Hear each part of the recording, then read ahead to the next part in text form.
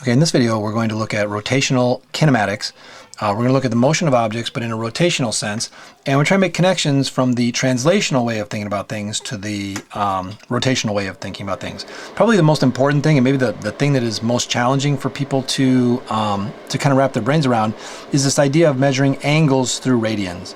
The idea of using radians is a more natural way of doing it, even though it might seem a little awkward, but it is based on the geometry of a circle, and that really lends it then, when you have something that is making a motion that is circular, it really lends itself to making the math easier, even though that might not be obvious to a lot of people. The idea being that the angle through which something is swept, so if you imagine this blue line starting at A, from O to A, that thing swept through space, it swept through some angle, and we can measure that in degrees, but the degrees is kind of an arbitrary measure just based on how long it takes the Earth to go around the sun. There's no other, natural thing. It has nothing to do with circles in necessarily. And so people devised this idea that you could measure the angle through which you swept that thing, theta, by thinking about it in terms of, it's essentially what percentage, when you go around the circle, what fraction of the circle is being completely swept through. So obviously here, we're not sweeping through anywhere near the full value of the circle. So the idea was that you could take the circumference, which is 2 pi times r, that's a distance.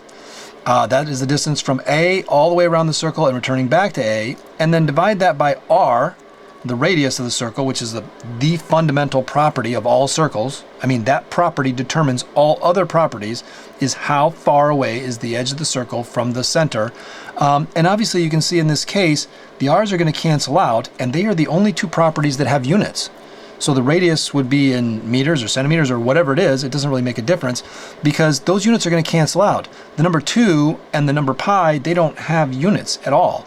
So this creates like kind of an odd thing, and that is that the measure of the angle, the value of a circle, the complete revolution of a circle, would be equal to 2 pi, which is, is a number. It's 6.28. You can actually calculate that.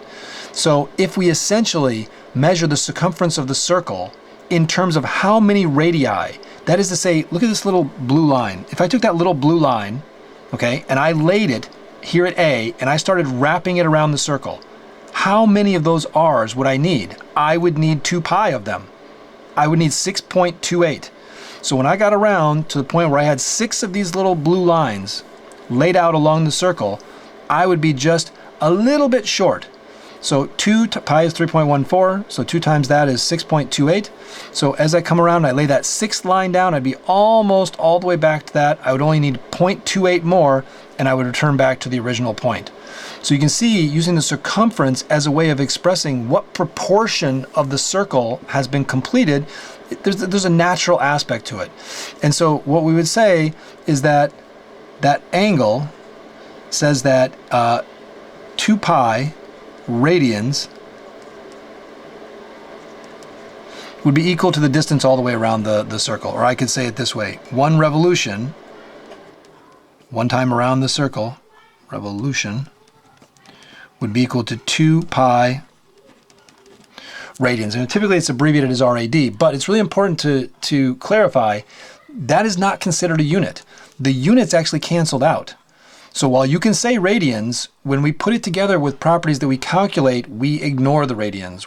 It's not a unit. It has no physical unit, right? It represents a percentage that you have swept through space in a circular motion, but does not have any units.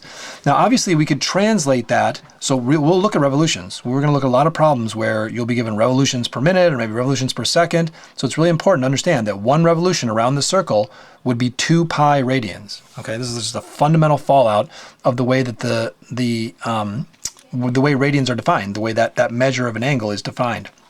Now, obviously, we could translate because 2 pi is the complete number of radians in a circle, but then, we do have another system called degrees where we can use. So obviously, if we were to calculate 1 radian, we would just simply need to take 360, right, because this is radians on this side. So I have 2 pi radians on this side. So if I divide by 2 times pi, I end up with 1 radian. And in that case, you would find that it's approximately 57 degrees in 1 radian. Okay, now it's not impossible that you might use this, but in general, we're going to avoid the use of degrees. It's not a big deal though. If you have the angle in degrees, or you were given the angular speed in degrees, you can make the translation. It's not a big deal. You just use this proportion. So 360 is to 2 pi as your angle is to whatever number of radians you have, or your number of radians will be proportional to whatever number of degrees you have. So it's a very simple proportion to set up to convert from radians to degrees, or from degrees back to radians. So just to remind you, the basic idea that we looked at with this was that the distance around the arc would be equal to the radius times theta. Okay, and this is naturally falling out of the way that radians are measured.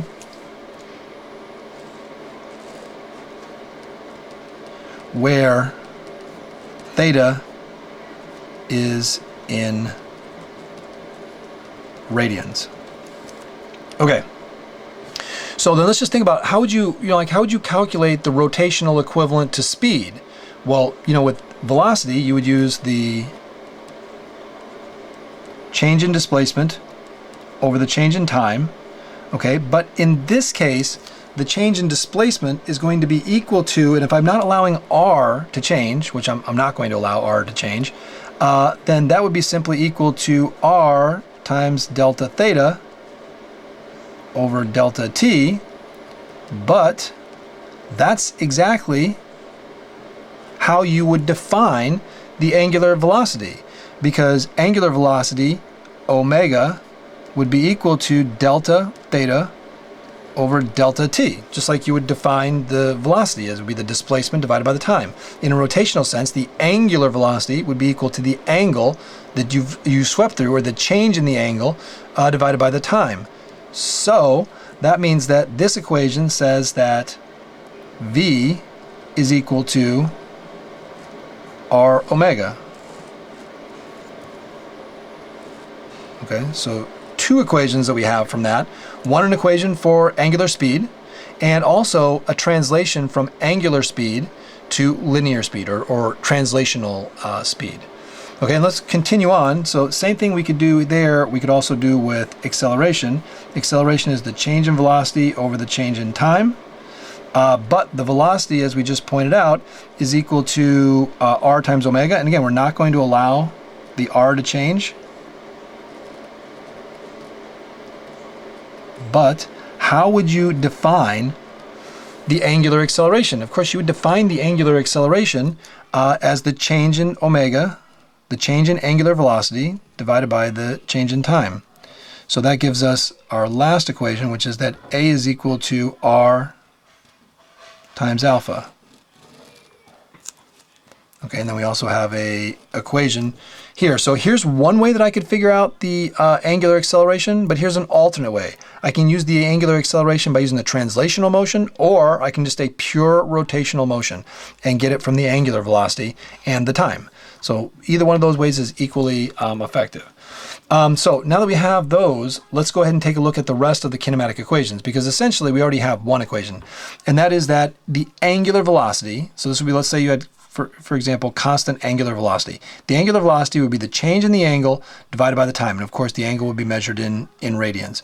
Okay, but then what happens when you allow things to accelerate? So this property, allowing the angular velocity to change, or the angular speed to change, allows us to rewrite all of the kinematic equations in terms of rotational motion, and that's exactly what we're going to do right now. So let's first of all put the translational equations on the left and the rotational on the right. And let's start with this. So we've already got one equation. So the acceleration would be the angular velocity divided by the change in the time, or the change in angular velocity divided by the change in time. That equation would lead to this. V was equal to AT plus V naught. Right, so that's an equation that we've used frequently in kinematics. The equivalent equation in rotational motion would be angular velocity is equal to angular acceleration times time plus the initial angular velocity. the angular velocity is equal to the angular acceleration times time plus the initial angular velocity. Okay, and we can do that same thing with all of the kinematic equations. So let's go ahead and translate all of those. We have one equation that said that x was equal to 1/2 v plus v naught times t. The equivalent equation would be theta. Remember, theta is the equivalent of displacement in the rotational sense. It's a way of thinking about the movement, but not in terms of distance, but in terms of the angle swept through. So that would therefore be equal to 1/2. The equivalent of this would be the angular velocity plus the initial angular velocity times the time. We have a second equation for displacement that says 1/2 at squared plus v naught t. The equivalent there would be theta. The angle is equal to 1/2 the angular acceleration times t squared plus the initial angular velocity times the time. And then the last kinematic equation that we worked with was v squared is equal to v naught squared plus 2ad.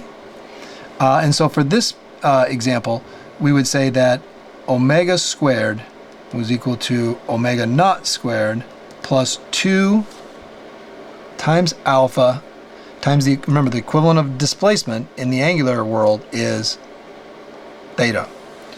Okay, so all of these equations can be used. You would use them exactly the same way as you'd use these equations. So we've practiced this so much that this aspect of it, the rotational motion, all you're really adding is these three new ways of thinking about motion: angle, angular velocity, and angular acceleration. It's just listen to how they come together. Angle, angular velocity, and angular acceleration. I mean, they just naturally go together, and it's just a matter of making those properties as solid in your mind as the ones that we did here, because generally speaking, almost any physics student can use these equations. You practiced it so much.